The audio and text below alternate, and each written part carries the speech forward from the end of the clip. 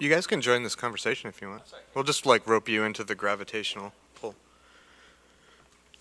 Good afternoon, everybody. I think we've all had a really fun, interesting, inspiring day. Hopefully you caught some of these breakout sessions. I got to peek in on two of them and they were really, really excellent. This next session is going to be interesting as well. Before we get started, I just want to give you a thought, something maybe you can hold in your mind as we navigate the intellectual rapids of our discussion. We define ourselves by our artifacts because our relationship to them gives us meaning.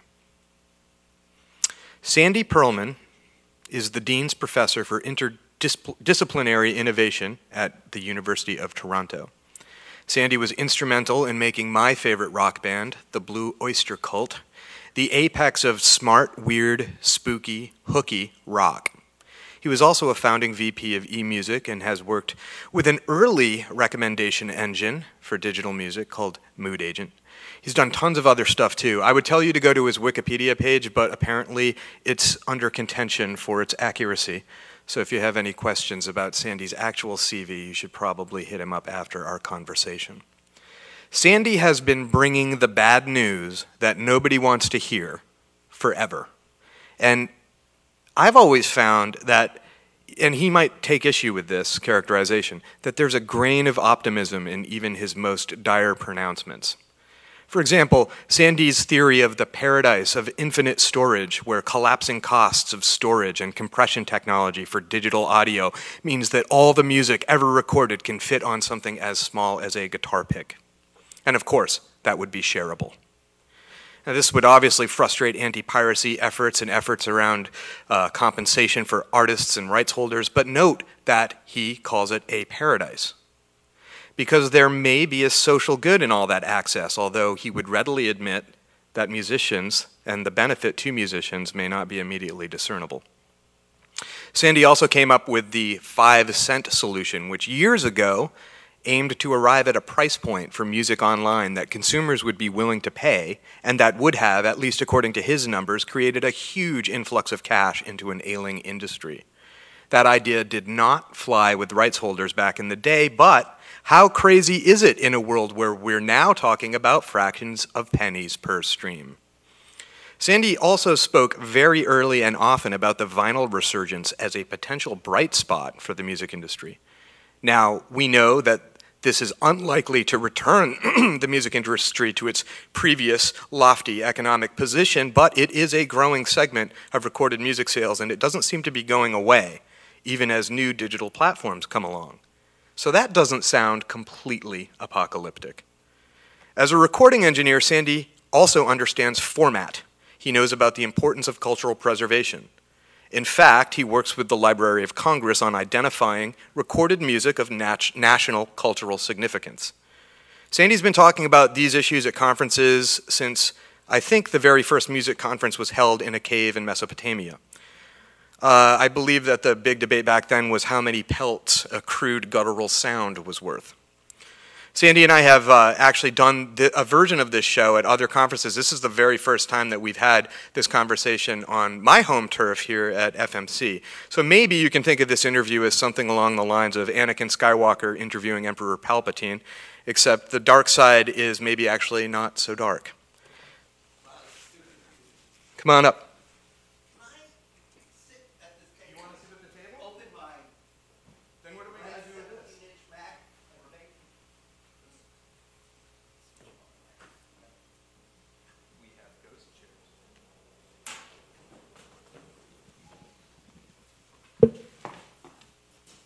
So Sandy brought some high-powered computational devices.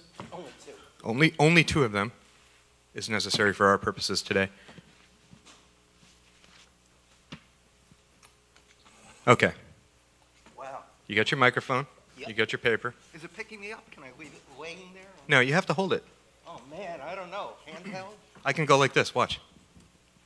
Cool. This is what I do for people.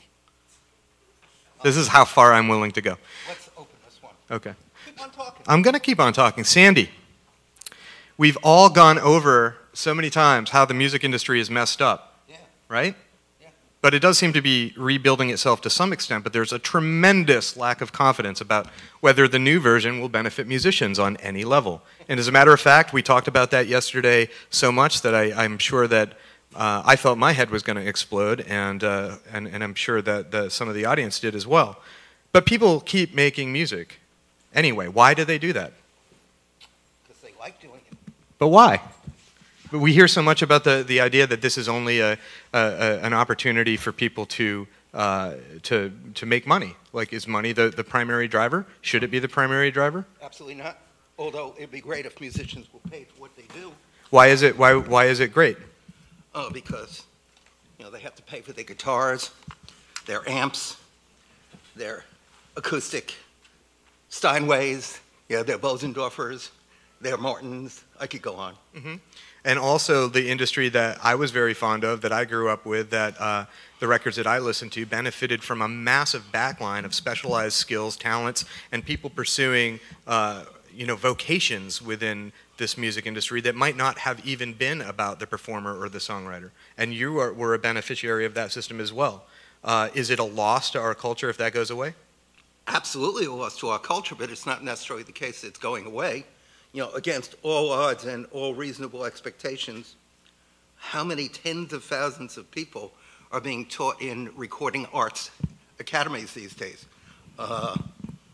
It's a shame that they have no Snape to teach them, but still, there is a super plenitude of people who are being educated. But where do they go after their education, I guess, is the question. I mean, you've got the big student loans, and you've learned all of these valuable skills, and you want to get out there and make some use of them. Maybe you don't expect to live high off the fatted calf, but you want to be able to do the things that you got to do. I like that fatted calf reference. Well, first of all, there are a few places they could work at.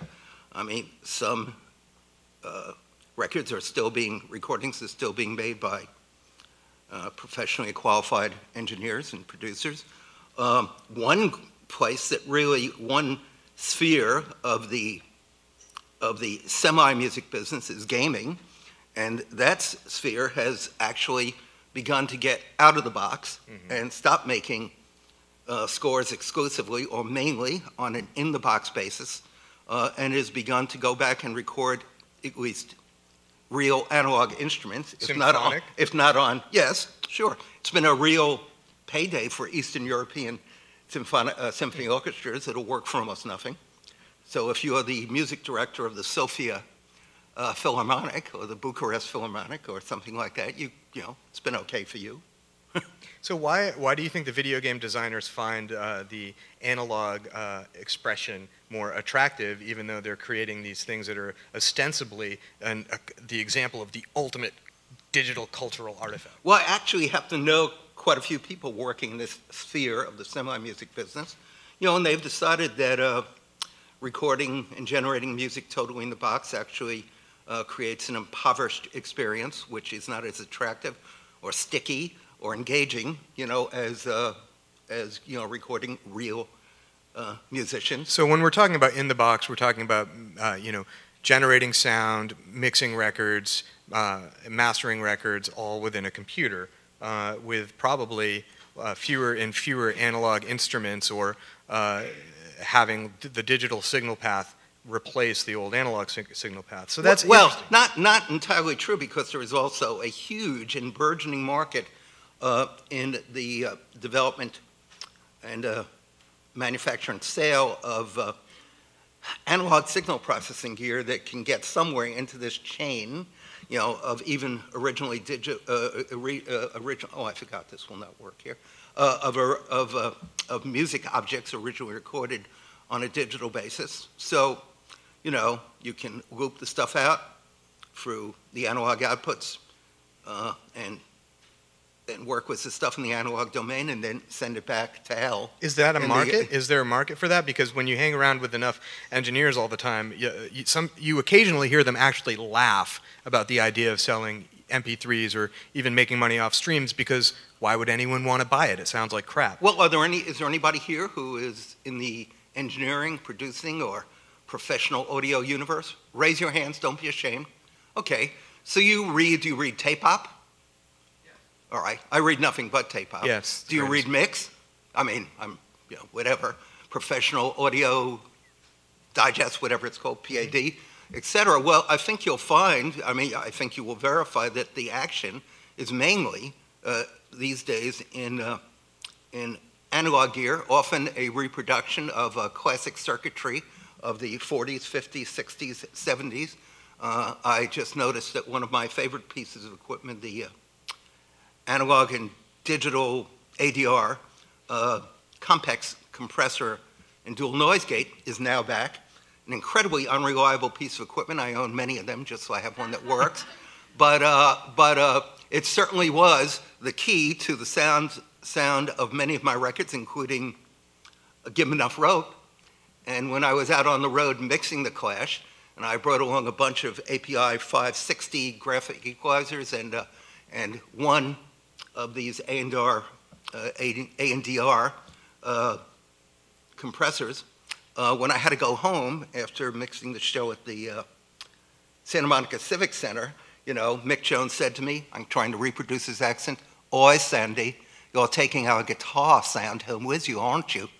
And the answer was yes, I was taking the guitar sound home with me, even though Joe Sturmer, was not a technological determinist, contested that later. But, Mick was a keen observer of the recording process. So we're seeing a need for, people are relating to analog sound in some way, shape, or form, but the flip side of that coin is that, all of this stuff gets digitally crunched and massively distributed. And I was wondering if you could tell us about your latest theory or brain scramble, the transfinite music library. Like, when we hear library, we think of, still to this day, or at least I do, places that people go to be lent informational or cultural artifacts. But what you're describing is way, way, way, way bigger. So what is the transfinite music library, and how does it relate to, say, the paradise of infinite storage? Okay, any studies of Hellenistic history in the room? Or Middle Roman history in the room? Come on, there must be somebody. It's Georgetown. Okay, so we all know about the great city of Alexandria that was founded by Alexander the Great, hence it's a great city. And has anybody here seen the movie Agora? Unbelievable. I know, he asked me that earlier and I kind of hung my head in shame. Yeah. Are there no racial wise fanatics in this room? I know a Rachel Weisz fanatic room, really. who is not in this room. It's embarrassing.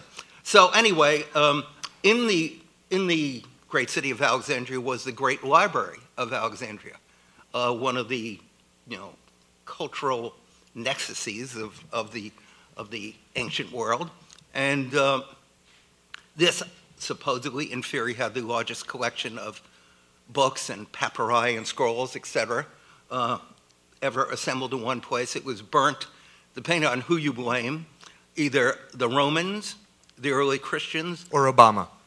Well, I was about to get to that, or by the Arab invaders of Alexandria. So you have a choice of three potential villains, or maybe they all took turns burning it at different times. So I kind of like to think about that as a great example to all of us of how much could be assembled in one place, even if they were linear artifacts which existed in a physical state. So the transfinite musical library contains all of the recordings ever made anywhere at any time in the history of the world. Now, this was all impossible, and in no way could this have been assembled before the internet. So now, virtually every recording ever made anywhere, anytime, on any recording platform, in the it's about 150 plus years history of sound recording, most of it analog. All of these are available, literally, from the first, Leon Scott de Martin V's recording of Au Clair de la Lune, which has just been translated into a hearable form. Yeah, that's a fascinating story. As a function of the Irene device, which was mainly invented by three engineers or three scientists at the Lawrence Berkeley Laboratory, and also there was some input from the Library of Congress, my friends there. And in fact, Haber, who is the principal scientist, the principal responsible party for this, device just received the MacArthur Award for his work. Anyway, so they were able to read and translate into audible form the sound recordings, the recordings of the music that Leon Scott de Martin V made in 1859 through 1861. His recording platform was an analog platform.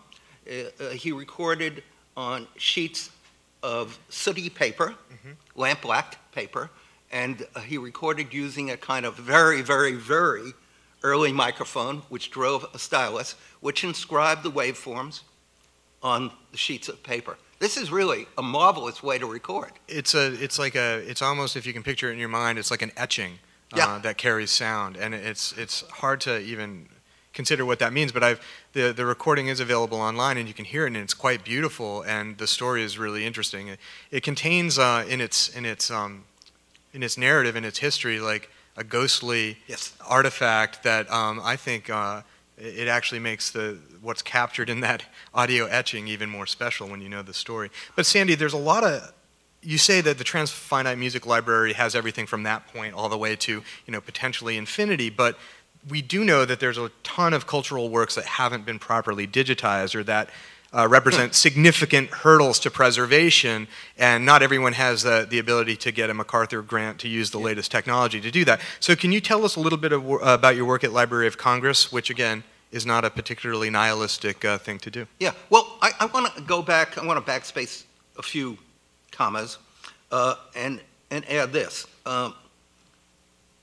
There is really a great deal of proactive work being done by the population at large, in the preservation effort to preserve our patrimony, our sound patrimony, at least.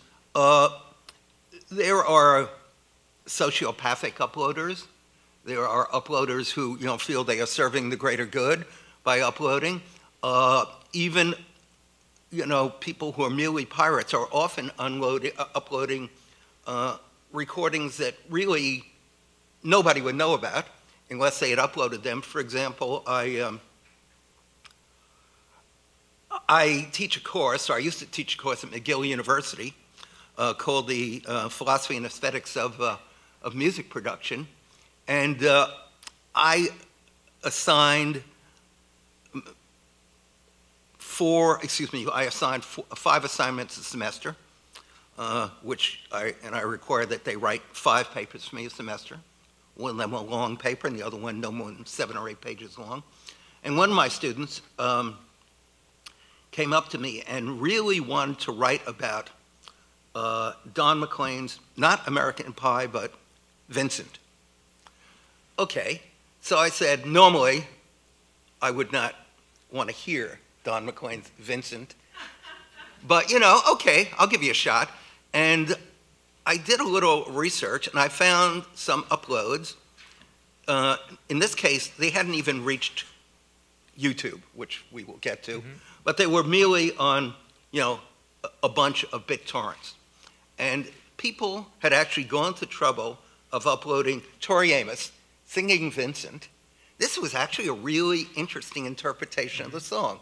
So this kid, who's a real smart guy and actually wrote me a paper on quantum recording and the possibility of actually getting to some recording process that would exceed analog in its quality. He went and found some recordings of Vincent. I gave him Tori Amos's recording, and one of the things that I do in my classes is that I practice what a friend of mine, recently deceased, unfortunately, Professor Fred Liebman at UC Santa Cruz. It's odd that somebody would be in paradise and then die. Really, if you're teaching UC Santa Cruz, you should live forever. Just to like consort with the pelicans and and the surfers and all the rest of the stuff that happens there in paradise. And he is well known as the Grateful Dead professor. Yeah. Yeah, he had a huge number of students / acolytes.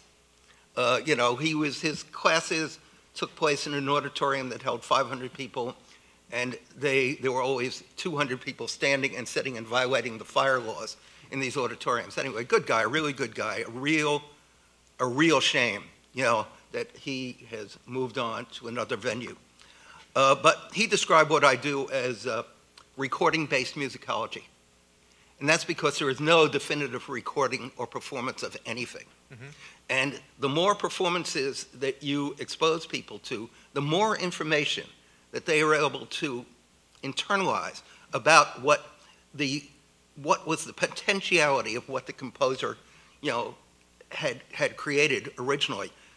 The work is not solely described by its score, nor is it solely described by any recording of it, nor is it solely described by a recording, you know, conducted by the composer with his own private orchestra, which Stravinsky, for example, had the privilege of doing for Columbia. It's really, so it's almost like it unfolds all or most or more of its potential information in the multifaceted recording. In that way, it's like linguistics as well, because like you have, you know, because of the length of time that it would take for all of these expressions or impressions of music to exist and cross-pollinate and expand, you know, it doesn't look like a full sentence or a paragraph. But if you have the benefit of time and the right equipment and the ability to, you know, sort of navigate that space in an ethnomusicological way, as well as a, you know, an engineering way, then you can discern a new linguistics from this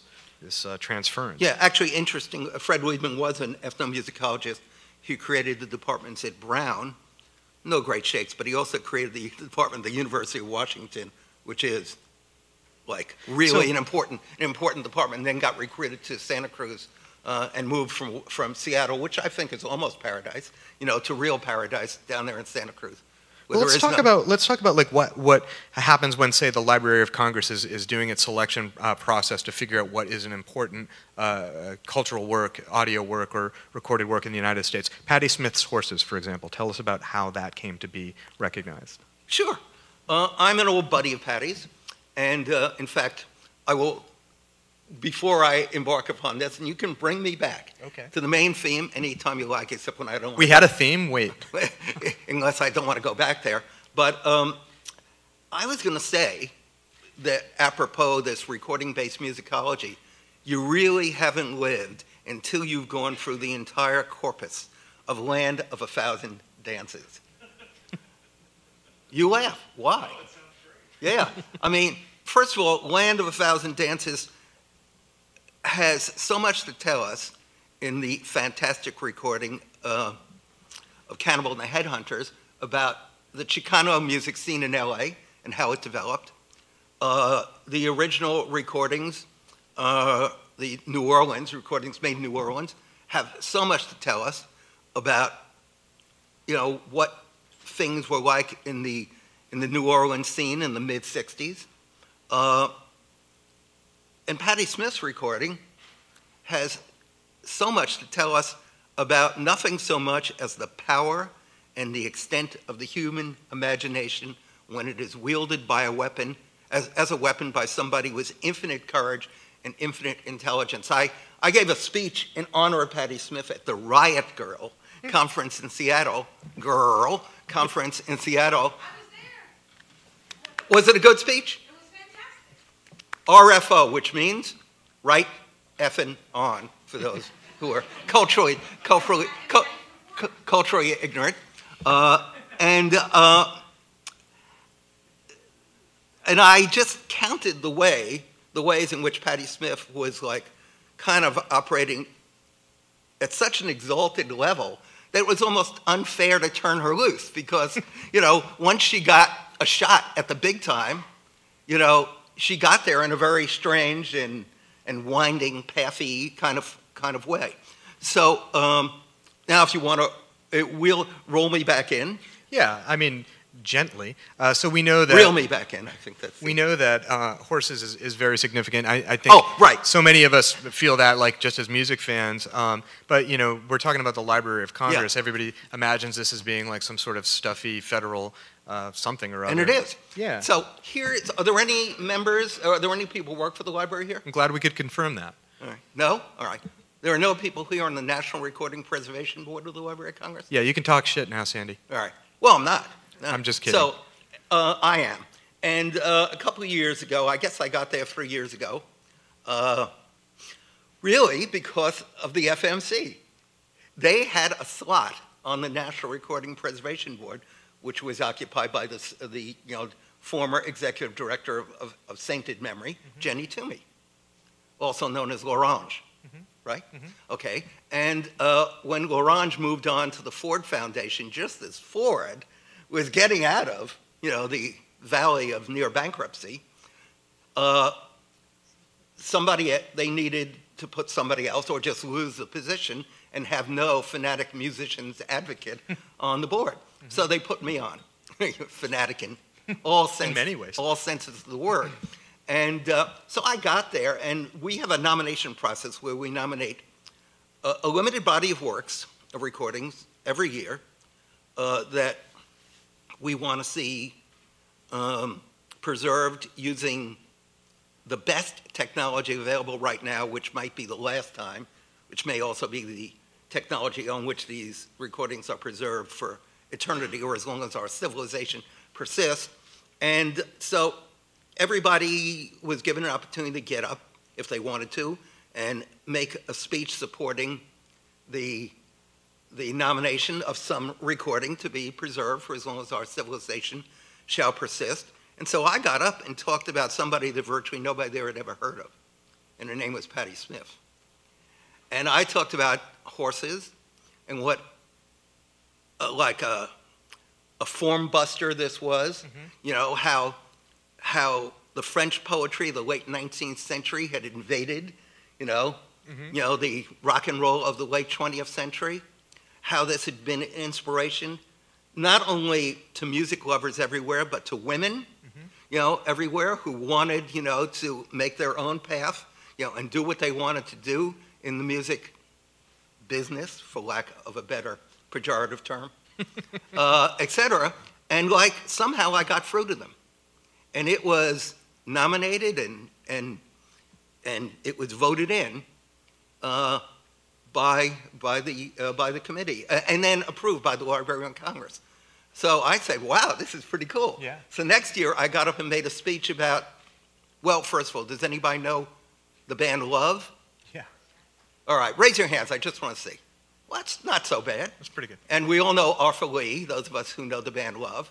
So I have always claimed, and I wrote many articles about Love when I was a music writer, about how amazing Forever Changes was and is. And so I got up and made a speech about Forever Changes, and I just felt this was going right by him. But strangely enough, they didn't even bother to tell me. I didn't even know it had been voted in, wow. And approved by the Library of Congress. I do remember when I said that many of the members of the band had spent a lot of time in jail, yep. And that the one member who hadn't spent any time in jail, Brian McLean, had been Liza Minnelli's boyfriend. You can deal with it any way you want. He was such a handsome dude that bands in LA were competing to make him their roadie, before he joined Love, because he had his own girl following, and they would come just to bask in his Apollonian glory, even if he wasn't playing. But Love was smart enough, Arthur Lee was smart enough, to incorporate him in his band, and he wrote some of their best songs. He died young, unfortunately. I remember once I was going to interview him, and he said, I can't do the interview this weekend. I have to be out at Southampton, to hang out with Liza. I said, no problem, I live near there. I'll just drive over, I'll bring some blueberry pie from whatever the name of that bakery is. For non-natives of Eastern Long Island, you wouldn't know. Brian Mayer Farms, for those who want to know where the good blueberry pie is. And we can talk anyway out there on the beach. So we did. I did the interview on the beach out there in Southampton. Yeah, I neglected to mention that Sandy is also one of, the initial 3 or 4 rock music writers ever on the planet Earth. So that's kind of fascinating, too. You wield a terrible and fearsome power at the Library of Congress, obviously. Yeah, right. You could virtually name any record, and they just seem to rubber stamp it. I'm pushing now for John Oswald's Greyfolded, which, do you guys know anything about this? Who knows this record? Greyfolded. You do? Okay. Are there any deadheads in this room?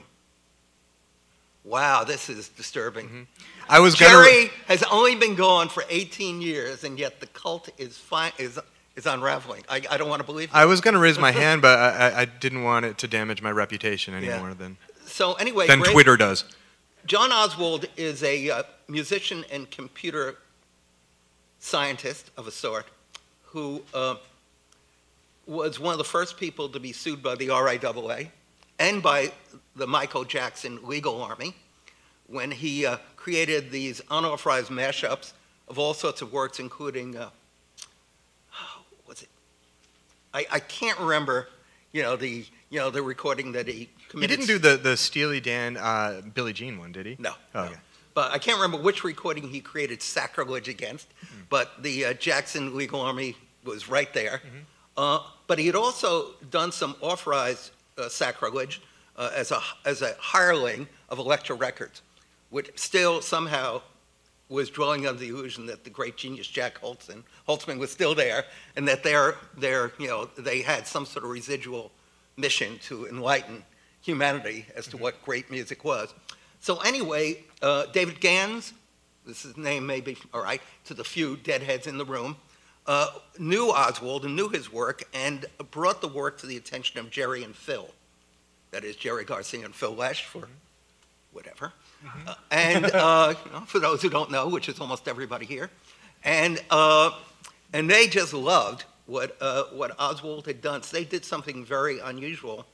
They gave him access to all 230 odd recordings that had been made by the tapers, or the tapers as in, the semi-official dead tapers, or the non-official dead tapers, and by themselves in the studio, and their official outtakes for their live recording sessions, etc. They gave him access to everything, mainly stuff done by the tapers. And he listened to everything, which, believe me, around the corner from where I have my recording studio in San Rafael, California, or as I like to say, in the shadow of the Wookiee, because just down the road from Lucasfilm. So they let him listen to everything. He listened to all the stuff, quite an investment in love for the music. And he picked out 120, which he took back to Toronto. And he turned this into a 2-hour version of the song Dark Star, recorded over about 30 years with layers of recordings from all sorts of times and places, stacked up in an incredibly saturated sponge, sponge stack of musical events and sonic events. And he did this all in the early 90s, before this technology existed. Yeah. And he invented the digital technology necessary to do this. And there it was. And to the credit of Canada, it is platinum in Canada. And to the discredit of the United States, it is not platinum in the United States. And so my latest campaign is to get Gravefolded incorporated either as a classical composition or rock event, or as a technology exercise into the permanent collection of the Library of Congress. That would be the ultimate coup. I think it's interesting, like that's a type of fractal music, and when you think about, fractals and closing your eyes when you're tripping balls at a Grateful Dead concert, I mean, you can actually represent that with audio. That's fascinating. And along the lines of your profound analysis, I gave a copy of this. So when Fred Sonic Smith died and Patti Smith returned to, I don't want to say the music business, but to recording again, she came back to New York. She borrowed the house in the West Village of a music meta executive. This house had a big kind of live-in fireplace. And I gave her a copy of Gravefolded, and she and the band turned off the lights, lit up the candles, put some logs on the fire, and listened to Gravefolded before they went in to record her return. That's awesome. Her return to music. So there we are. So not only that was cool, but it also was like there were people in the room when she recorded who had not been together, for 20 years, 25 years. So as I walked in there one night while they were recording, I said, God, these people really, I thought they would never be reassembled in one time in one place, but so great is the magic of Patti Smith, that she pretty- was Picard-like. She made it so. That's pretty powerful. I think that I want to touch on one last thing while we have the time to talk about it. You know, a lot of this is reinforcing. All these are stories, and we don't even get to discuss the serious No, the stuff. stories are better than the serious stuff. Oh, man, no. Honestly. My theories are better. But I think that what we're trying to establish here is the idea that there's infinite recombinations of musical expression, that there is a reason that music exists that touches people, that there are technologies that can enhance the ability to access that music in new and interesting ways, or even in the case of Greyfolded, assemble it in new and interesting ways, so it takes on an additional life beyond what were the notes on paper or the originating performance. What Oswald did was create, in one 2-disc instantiation, a completely authentic transfinite experience. Mm-hmm. There is no way to really describe the amount of information contained on these discs. Not only is there so much stuff stacked up, so recordings made from the fantastic SUNY Albany, or SUNY Binghamton, or Stony Brook, dead performances, and performances made at the closing of Winterland, and performances made, in the original Fillmore on Geary Street, for those to whom this brings back hours, even though it might have been just minutes in real time. That's a trigger word. Of hyper experience. Right. Flashback. Exactly. I was not there. Right. But I was there, though. But the other side of this is the hobgoblin of digital, and we've been at every single conference on the planet basically talking about this for a long, well, you've been doing it forever, but is monetization or money. Somebody making money. Somebody's got to make money. Somebody is making money. Who's making money? Where's the money going? And you have a new theory, the theory of the evil triplets. And I wonder who they are and what makes them so evil, because that's kind of a harsh word. As far as I can tell, you're talking about pipe, which is the infrastructure of the internet, the backbone, the delivery system of the internet, your internet service providers. A ISPs service layer, and telcos. Exactly. A service layer or a platform layer, which would be everything from search engines to YouTube to Spotify to anything that delivers the content to people, and then of course the content itself, which at the end of the day, if you're going to make money off it, is owned by somebody who wants to exploit those rights for profit. So are those the three triplets? They are. I describe it as a kind of investment non-Venn diagram.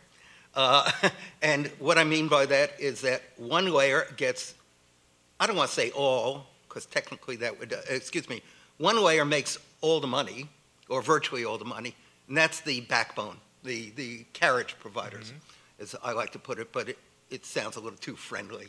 Has a 19th century ring to it, and it's really 22nd century totalitarianism, as we have come to learn, even here in the 21st century. Okay, so there's the carriage layer. Are you talking about the digital panopticon? Right on, RFO. And then there is the layer of mainly occupied by streaming services, which gets, let's forget about the investment made into the telcos, the ISPs, the fiber dudes, etc. That all makes sense, because no matter what is going to be happening, whether it's happening, on the part of the NSA or happening on the part of, I was going to differentiate Google from the NSA, but that's so silly and naive. No matter what is happening, that investment is going to be made. But the other big investment is made into a whole endless series of what I call greater and greatest fool enterprises. And these are, for the most part these days, streaming. Because even the biggest idiots, the greatest fools ever, have finally gotten the message that there is no there in downloading. I mean, if iTunes, the music service, were to close down tomorrow, the impact on Apple's bottom line would be immeasurably inconsequential. I'm trying to minimize it as much as possible. I also have found no claim anywhere that any downloading service has ever made any money, including iTunes when you confine it to music. Well, they've cross-collateralized their profits across a lot of different areas. I think everybody has to do that when mainly to Ireland. Operating. I'm going to ask a question real quick, though, a follow-up. But let me finish. Yeah. The point is that there is an enormous amount of investment being made mainly in streaming services. And here's another place here's another example of an enterprise, of a class of enterprises that I've been able to find no evidence of ever having made any money. None, zero. Nobody will claim it. I wonder why that is. There's a lot of money available to finance these operations, but I'm not intelligent enough to understand why, and I don't really subscribe to conspiracy theorizing, especially in this regard. I just don't understand it. So I attribute it all to what I call greater and greatest fool theory. I teach a course, I used to teach a course at McGill, and I will be teaching at the U of T, and also because I was given total license to kill by the good Dominican sisters of the Dominican University of California. They let me do anything. You know, I taught there for a semester, and I taught a seminar on this where I developed this entire body of theory, because I just wanted to rethink everything from, you know, from sub-ground zero. You know, I really wanted to just go back and rethink it all, and abandon what I had been teaching, you know, in the matrix that I had employed in years gone by at McGill, for the benefit of my French-speaking students. One thing that seems interesting to me is that you're calling them triplets. They're already pretty incestuous triplets. You've got Comcast owning NBC. You've got the major labels with an equity share in Spotify, which we talked about a bit yesterday. And you know, you have other service layer providers partnering with content providers and maybe even laying fiber in select cities. So it seems like there's a blur in this triplet. Well, I don't know if we either of us finished the description of the investment situation, because I think that's very important. So obviously, and the profit situation, obviously the telcos, the backbone companies, the fiber addicts, et cetera, you know, are going to continually invest because they have to, absolutely have to, or they will come to a crashing halt. Then there's this huge recurring investment in enterprises which show no sign. And by the way, even though you can't find any evidence that any have made any money, you find lots of evidence that none of them can make any money. People have gone on record and said that. Just, you know. Well, they keep shifting the goalpost for where the money is supposed to go ultimately at the end. So, of the all right. So, but no profits. Many people believe, most people believe, no sign of any potential profit. But apparently you say that you can still make money off of something that, you know, obviously the music industry is paying some attention to because they have to diversify revenue. Vinyl. Yeah, well, the music industry does not invest in vinyl. How many people here are commissioning the making of vinyl for themselves? It's really expensive, though, isn't it, when you're doing? It's only $3.50 a pop total. It's not that expensive.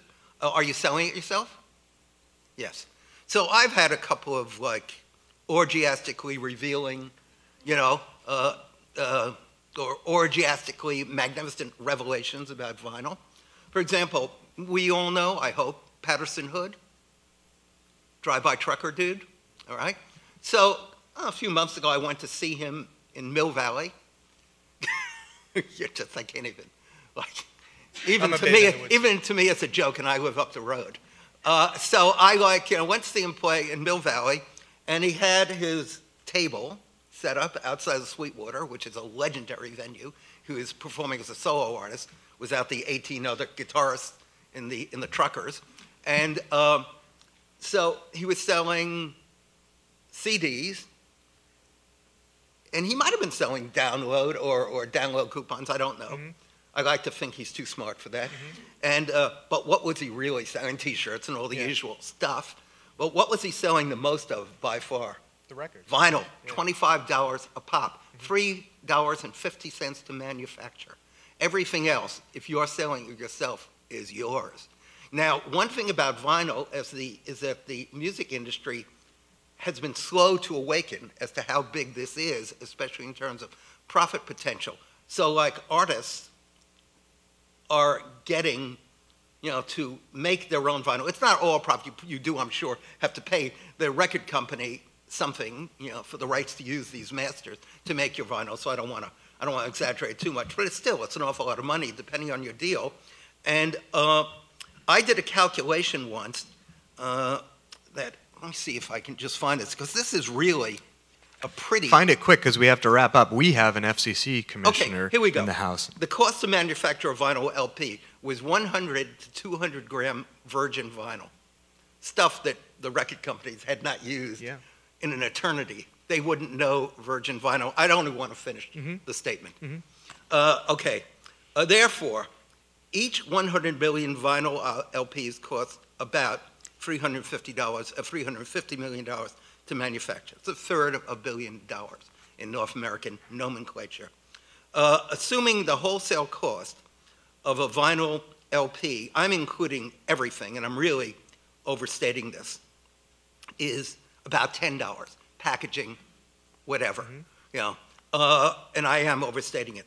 Therefore, well, excuse me, assuming the wholesale cost in a wholesale environment is $10, let's go back, let's cancel some of what I said.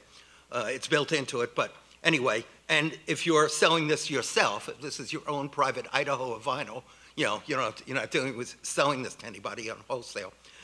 Therefore, each 100 million vinyl LPs sold at wholesale, which does not describe the situation where bands are actually vending the stuff themselves, equals $1 billion in revenue. Remember, 1 billion equals 100 million. Therefore, each 100 million vinyl LPs sold equals $650 million in profit. Now, the total, the gross income of the music business, of the recorded music business, is now adjusted for inflation, although this is not as impressive when I say adjusted for inflation, because there has been not much inflation in the last 15 years. It's been in food and cost of energy. Give us the number, man. Well, anyway, the total income, gross income of the recorded music business is about $7 billion a year. Yeah. So that would represent, you know, a significant, maybe a small, but like a not insignificant chunk of recorded music revenue. So we have to go. But I'm going to say that everything that we said here, including that, was incredibly hopeful and uplifting, right?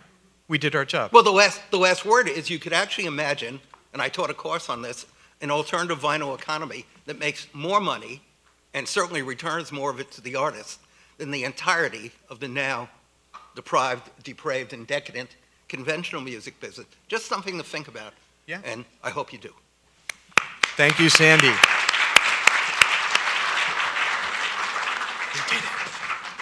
We did something. We did something.